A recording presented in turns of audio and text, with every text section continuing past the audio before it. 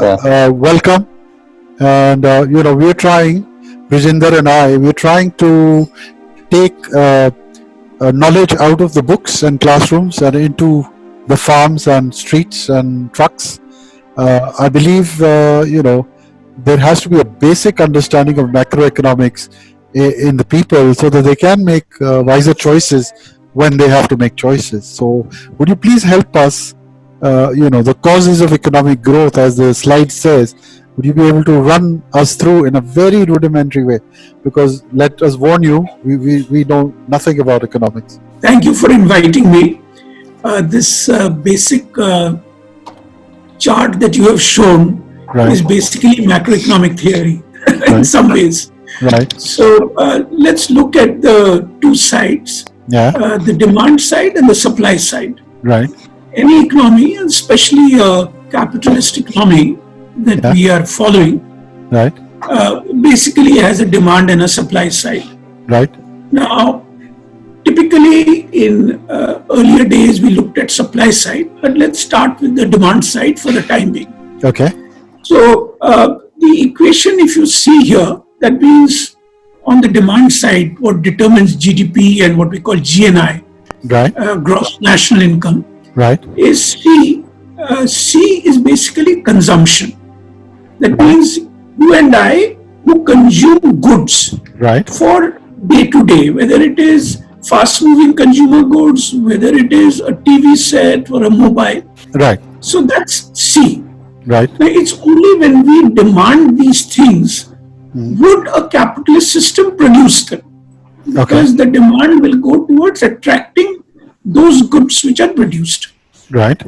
The second one is what we call I, which is investments, but typically we are talking here of private sector investments. Okay.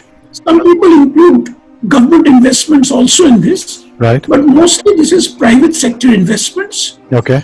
The second one, that is G, is government expenditure, which is of two parts. One is consumption expenditure, salaries of people, pensions of people, etc. The other is investments like roads and power projects, whatever. Right. Then we have exports, because exports are what we produce within our economy. And so people earn because they're producing it within the economy. And then we sell them abroad. And M, if you see, is minus, because this means we are importing goods which are being consumed by us. So when we consume that apple which is coming in from the US or China, then it is their GDP which is going up, because we are importing it. Whereas if we exported our Himachal apple, then it will be our GDP. Okay. Now, in this is a simple equation, but on the other hand, it's very complex in the sense that we have to keep matching demand and supply. Right. Which means basically unless you consume, then there will be no production. So when we see C, so there has to be a balance between not too much of C, because if you have too much of C, then you will not have enough investments in the economy, or we will pull in goods from abroad. If all of us start consuming a lot of apples, then it will not only be Himachali apples, but abroad. Washington apples. Yes. So it has to be a balance between not too much, not too little. Similarly, if you have investments, if you keep on investing, then you are producing goods for whom? Because you have to produce goods for people to consume. Right. So again, there has to be a balance between not too little. If you do too little, then you will not have enough growth. On the other hand, there is no point in trying to have growth when there is no consumption. G is, of course, government has to run a system, and it has to do what is called governance. Plus, it has to take up the slack of the investments being made by the private sector and make some additional investments. Now, let me give an example of India and China. If I'm, expanding too much, let me know. Like, for example, in India, some people say we are in a good spot. Why? Because our consumption has been generally in the range of 55 to 60%. Investments have been in the range of 30 to 35%. Government expenditure has been in the range of about 10%. Okay. Exports is much lower in India, and imports are also not too high. So we, in a way, we are a domestic kind of economy because X minus M has been in the range of 4-5%. Okay. Which means that if you invest about 30-35% of our GDP, I mean, it's a more detailed calculation, we have a growth rate of in the range of 6 to 8%. Okay. Because our exports minus imports are not on a very high side. Right. Which means we are more of a domestic driven economy, except in a couple of commodities, which we can discuss later. But tell me one thing, Abhijit, tell me one thing. When we talk about local self-government, we talk about Panchayati Raj, we talk about village governance. So what of macroeconomics must they understand? Because really, I mean, they are also, if you see, they are also a small monolith, and they can also have this, Kullu apples and Kashmir apples kind of things happening. So even at a very micro level, there will be some use of a general understanding of all these things. And that is definitely there. That way, university vice chancellors should know something about management. Exactly. Yeah. So the thing is that the issue is that the panchayat fellow, he can only be driven to some extent on the wages, etc. side. Right. On the other hand, he cannot really determine what should be the wages, because partly it will be determined by what the state government is saying and partly by what is happening in the economy. Yeah. However, when the money comes in, they require more of governance, in the sense that, because we are going off the main thing here, but the central government has the main money power in the system. Oh yes, of course. Even though we talk about that this is between a center and the states, but the real power is with the center. The states get a certain percentage of it from what is called a finance commission, grants, etc. Right. Then the state passes on a certain amount to the panchayats. Sometimes the center also passes on. That's, I understand that. No, that is happening. Sir, Mr. Roy, see, that is happening. That process is running, even if nobody understands economics anyway. I'm saying if people understand macroeconomics at the local government level, wouldn't it be beneficial? What is happening is totally understood. The process is there. It is moving and all that. What the panchayat should understand, of course, is that when a certain amount of grant is given for investment purposes, there is a certain amount of transparency which is required. Yes. So the local person, not just and there would be siphoning of funds. Oh, sorry. What I would like to understand from you is that should a panchayat head, whoever is the power, should he be optimistic with investments? Because you see, if they are going to build a dam or a barrage or a little road or whatever it is, it's not going to pay on day two. It's going to take a little while. But then, those are the kind of long-term investments that they are contributing towards the greater good. Yes. And also, that's what we are trying to say. The greater good, and also that the wages, etc., how they are important in the whole system. For example, to give you a small idea, we are talking about Mahatma Gandhi Rural Employment Guarantee Scheme. Right. So it is not just to keep body and soul together, because what happens is the term we use is marginal propensity to consume. Right. When you have marginal propensity to consume, means that person who gets 100 rupees spends 100 rupees. Right. Which means he builds up consumption at that level immediately. Has to understand that, for example, today we have a demand-driven problem. Okay. Why do you have a demand-driven problem? In India, typically we have not had a demand-driven problem, we have had supply-side problems. Okay. But because of the last 10 years, the way the growth rate, if I can take you just off a little bit of this, in India, in 1991, when we opened up, there was a big demand surge on various types of daily products, whether it was computers, whether it was later on mobile phones, etc. Washing machine, everything. Now, later on, we have discovered that the money with people is only about 20% of the population. I mean, I'm just saying back of the envelope. Now, 20% of the population had the money power to buy things, which we call typically the middle class and the upper middle class. Right. Now, over the last 20 years or 25 years, we have fulfilled most of their requirements. Right. I mean, most of us have our computers and our cars and our houses. We might want a bigger car, but that's it. I get you. We are prepared to go abroad on a holiday. Now, the demand from these people seems to be reaching an upper limit. Which is done. Saturation. Most of us don't want another house, and even that house is going to be very expensive, etc. That's true.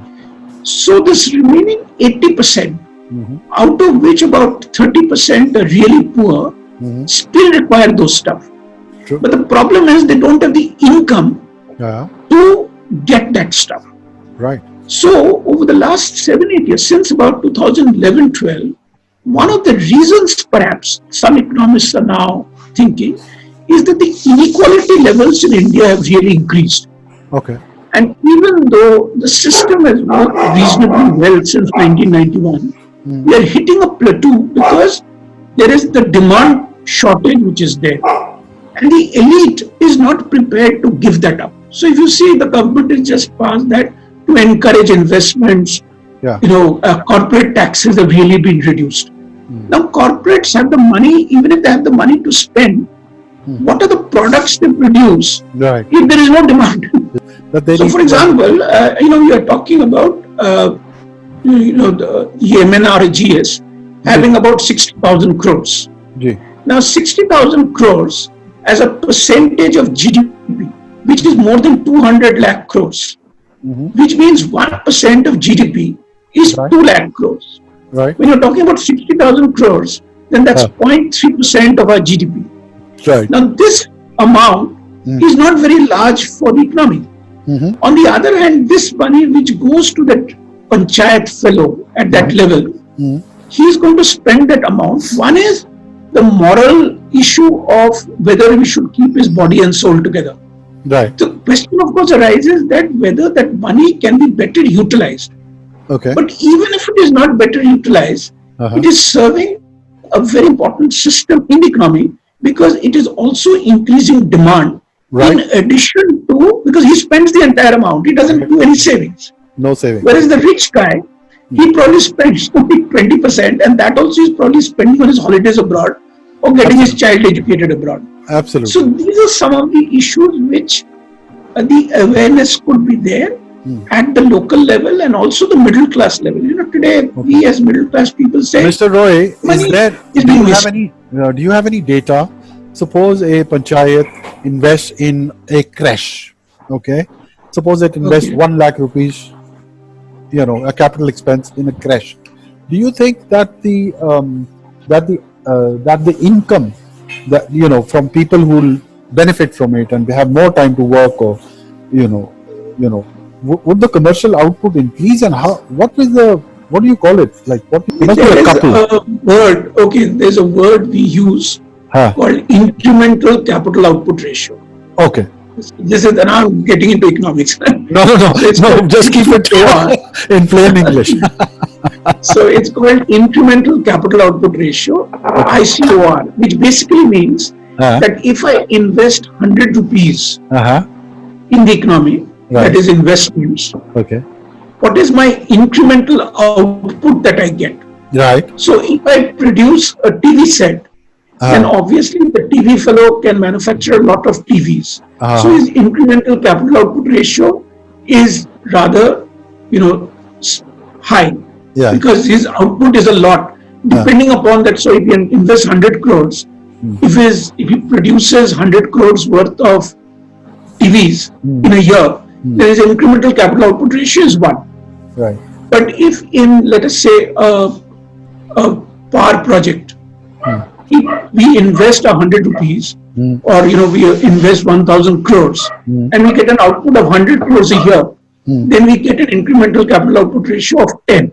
Now in India, on an average, we have been arriving at a capital output ratio in the range of around 5. 5. I mean, it varies from year to year. Okay. Which basically means to come to economics platform, supposing I invest 35% of my GDP, just hear me out a little carefully. Okay. I invest 35% of my GDP every year. And my incremental capital output ratio is 5. Okay. Then 35 by 5 is 7%. Right. So my annual growth rate will be 7. Oh, okay. Right? Okay. Now, if my incremental capital output ratio slows down because of either governance problems, public sector problems, or we are shifting from the easy tasks to the hard ones. Okay. For example, we have produced enough, scooters. Now we have to produce enough power. Then the incremental capital output ratio rises. Okay. Especially when governance problems are there. Okay. And supposing it rises to 6. Okay. Then an investment of 35% divided by 6. Now you are having a growth rate of around 6%. Okay. So it reduces. Okay. 30% of GDP. Okay. Now when you have 30% of GDP and your incremental capital output ratio is 5, then what is the growth rate you are going to have? Growth rate will reduce. 30 divided by 5, around 6. So नहीं वो बिल्कुल आपने समझा दिया मेरे को. I have understood. I just wanted to a panchayat head to say that we're going to make a decision on investment. We're going to build a creche, or we're going to build a primary school. Right? It is not going to produce televisions, nor is it going to produce tractors, but it's going to produce some other value. As an economist, what is that considered? Is it a development? Yeah, okay. There is a word. So this is a difference between finance people and economics people. The economics people use a term called economic rate of return. Okay. Okay, when we use a term called economic rate, and I get confused because I had a background of economics, but now I do finance, or used to do finance. Yeah. So you have a thing called economic rate of return. Right. Or a social rate of return. Social rate. Now what happens is when you do an economic rate of return, then you have to add certain values. Okay. The problem that finance people have is, what are the values to be added or subtracted? Right. Okay. Now these, again we use a term called externalities. Now externalities means, let us take an example of the metro in Delhi. Okay. Charges a certain amount is not, profitable. Profitable. The issue is not the profits only. It is that how many cars go off the road because the metro is running. Right. What is the pollution level that goes down? Goes down. So, yeah. What is the amount of, our lungs, so then we have to start putting a value to it. Right. Now here, there can be a lot of disputes. Right. But overall, there are negative factors and positive factors. In the case of metro, there are mainly positive factors. Right. Savings on, diesel, etc. Yeah. So then your economic rate of return will be much higher than your finance rate of return.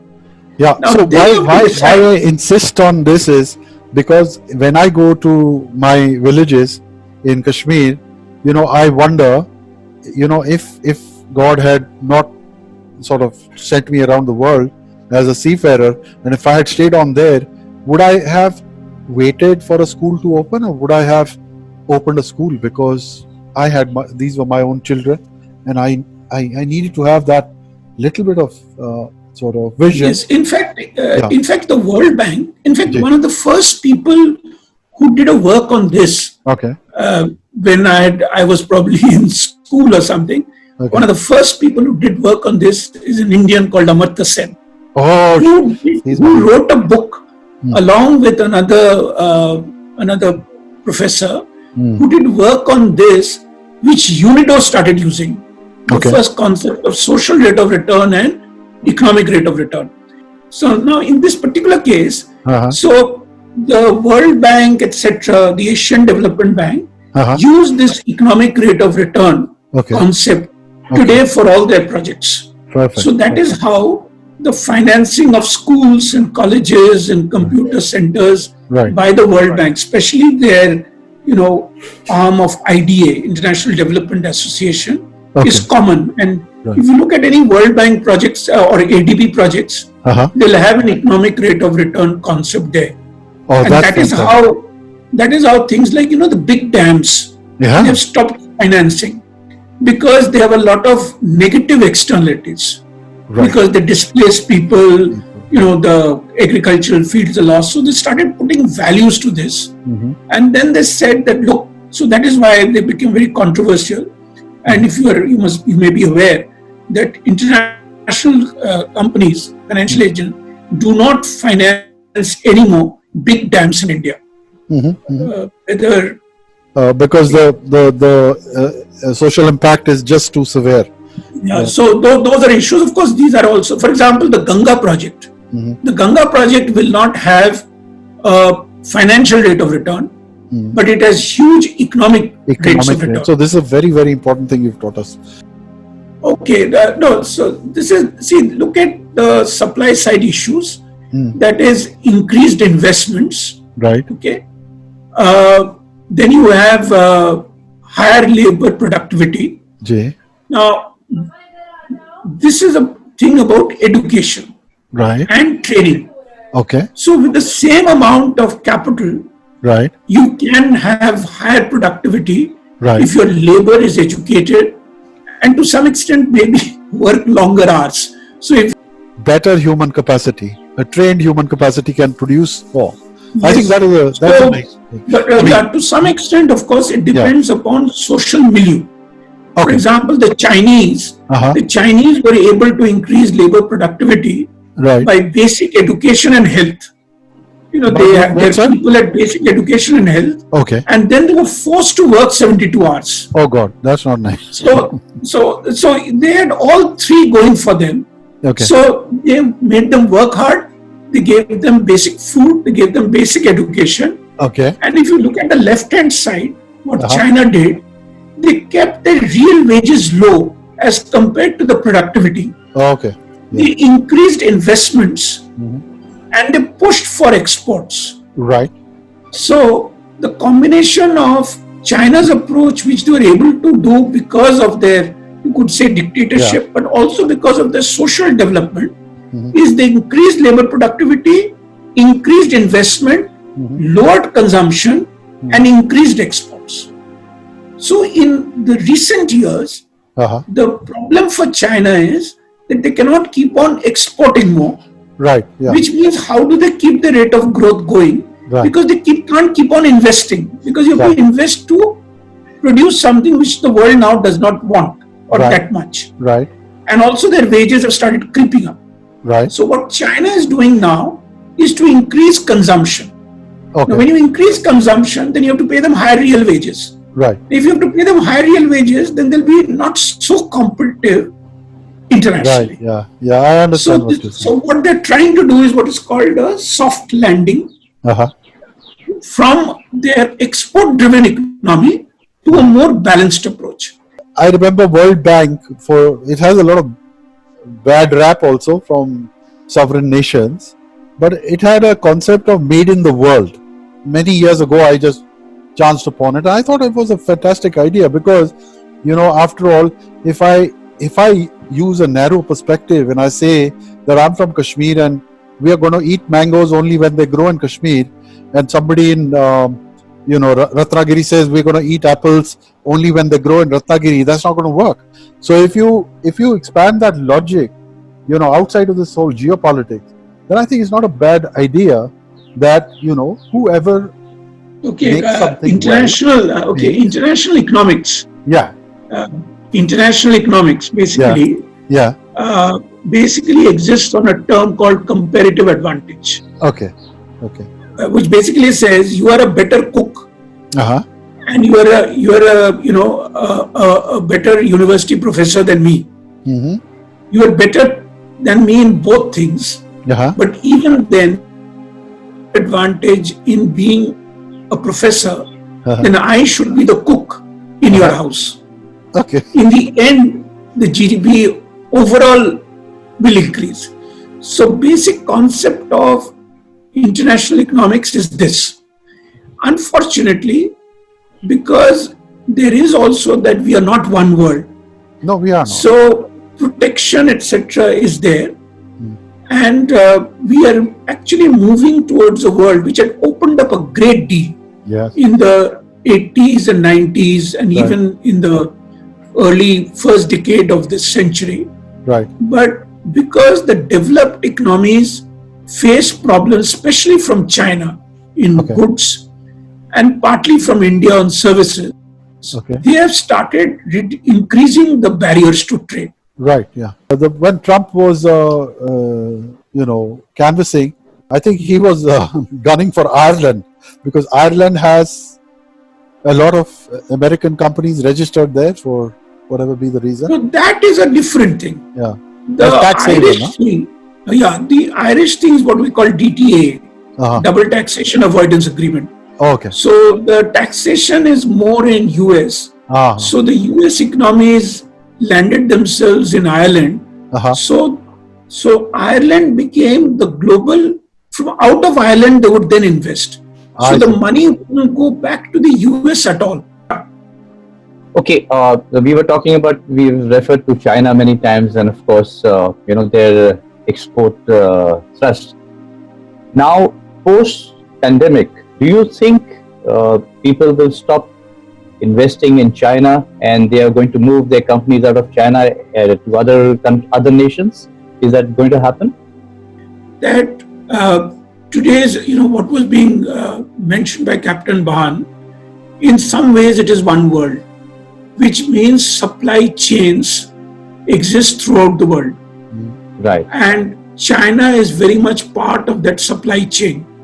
Big part. Now, to get somebody in place of China, now companies, MNCs may be interested, but in the end they'll be driven by balance sheets also. Now, once they're driven by balance sheets, because they have to sell their goods, and if China produces a good which is cheaper and which is as good, then the consumer will want that good. So one of the major contributions that China has made in the last 20 years is production of goods at a low cost for the world. Right. So is the consumer in the end prepared to sacrifice that? Because, I was just reading a study that in India, out of our exports, 1/3 consists of material which has been imported from China. So in India also, it is part of our supply chain. Now, it is not going to be easy to replace this. To cut them off. I have a feeling that because of this geopolitical, especially movement against China, the companies will start hedging their bets. So instead of concentrating on China as the only supplier perhaps, or main supplier, I just have a feeling that they'll be sitting in their boardrooms to look at other supply chains. And especially with the push from China, Xi is trying wants to be a dictator for life. So he's pushing not just against India. I mean, he's pushing against Vietnam and Japan and Korea. This in the end for China may not be a very good idea, because he's also drumming up the so-called nationalistic thing there. So I have a feeling they are going to look at other supply chains also. Whether India will gain out of it, not, in the end we have to be competitive, isn't it? I mean, in the end, we can't say we are replacement of China. So is Vietnam, so is Thailand, so is Korea. So we'll have to look at these issues, but I think some movement will take place out of China. I think China is playing a little dangerous game, because it is not just a war with China. I mean, they're taking it up with everybody. For example, of course, they have one big advantage, that is their drug trade. The inputs of certain drugs, the raw material comes, and certain very sensitive electronic items come out of China. So China has its own strengths also, and they're a big buyer in the world. So in the end, how much governments are prepared to allow prices to rise in their own country, because people will have to pay a higher price. That, of course, is a moot point, but I think some movement out of China will take place. If Briji sir, I'm just reminded by your question. One time in 2011 or 12, there was this peak of crude oil. It had gone to 120, 130. Right. And so I was called to one TV station here in the afternoon to give my ideas on what might happen. Honestly, when I left from here in the cab to Noida, I didn't know what I was going to say once the camera came on. But then suddenly an idea struck me. I said, and this is exactly what Abhijit guys say. I said, the world consumes, say, about 95 million barrels of oil per day, and India consumes an X amount of that. So if India can't buy, where does that oil go?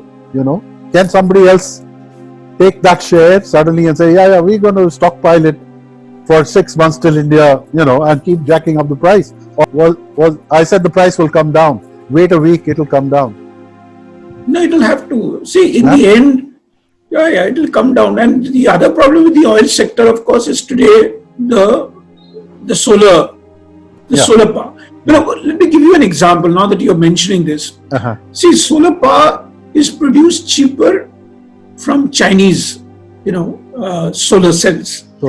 Now, or solar panels. Now, let me give you another example. What happened with computers? A person called Mr. Mukherjee used to stay in, I think, number 55. Oh. So he was a joint secretary in the electronics department, Government of India. Wow. So one day we were having a chat. I'm talking about some couple of decades back. And he says, we must produce computers in India. And, the government is not allowing us, etc., etc. So we wanted to produce computers, but those computers were more expensive and less efficient than foreign computers. Right. So Indians were demanding imports of computers. And the government was also resisting, and they had high import duties, etc. But then came a couple of companies, and one of them was, the main one was Amex. So Amex started the business of outsourcing in India. Right, yeah. Because they could outsource internally for their internal consumption. BPO business they started employing people. Okay. Now, the government allowed them to import computers. So they used those computers to improve our employment by exporting services. Yeah. So suddenly we started importing, and there was an international agreement also, and we suddenly started importing computers.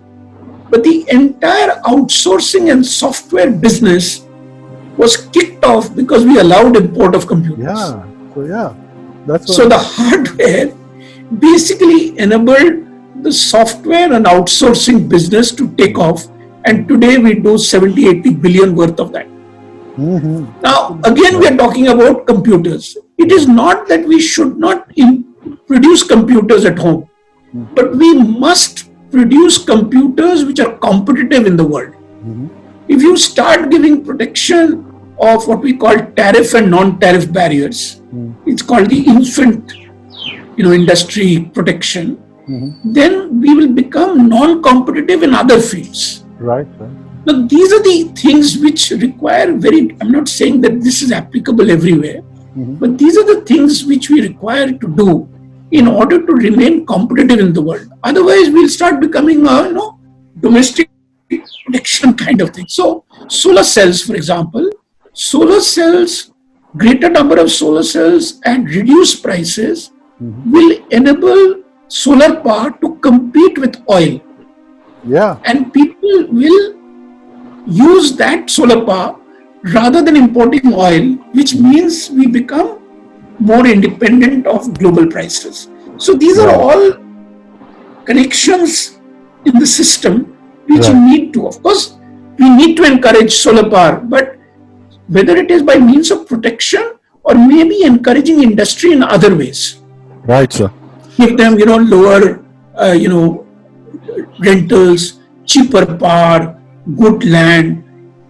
That is, I think, perhaps more important than, we use two terms called tariff and non-tariff barriers. Right.